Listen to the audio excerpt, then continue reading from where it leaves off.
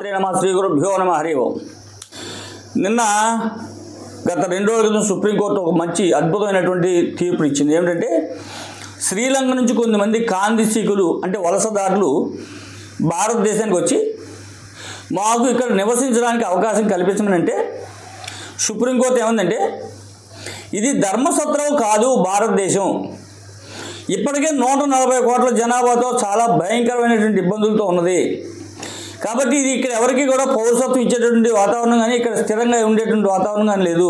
కాబట్టి మీరు వెళ్ళి ఇంకో దేశం ఎదుక్కోండి, ఇక్కడి నుంచి మీరు ఇమీడియట్లీగా వెళ్ళిపోండి అని చెప్పేసి జడ్జిమెంట్, అద్భుతమైనటువంటి జడ్జిమెంట్ ఇది.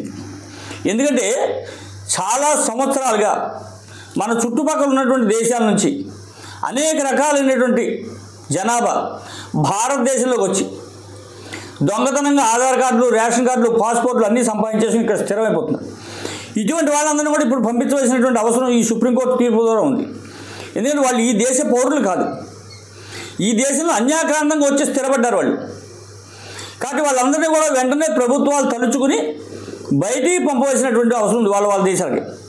అట్లాగే నిన్న భారతదేశ హోమ్ మినిస్టర్ మాన్య శ్రీ అమిత్ షా గారు కూడా ఒక ఆర్డర్ని జారీ చేయడం జరిగింది.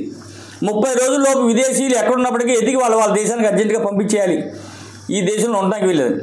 కారణం ఏంటంటే ఈ దేశంలో ఉంటూ, ఈ దేశంలో తింటూ, ఇక్కడ సంపాదించుకుంటూ, ఇక్కడ జీవనం చేస్తూ ఈ దేశానికి వెన్నుపోటు పొడిచేటటువంటి అత్యంత ప్రమాదకరమైనటువంటి పరిస్థితులు వీళ్ళు క్రియేట్ చేస్తున్నారు.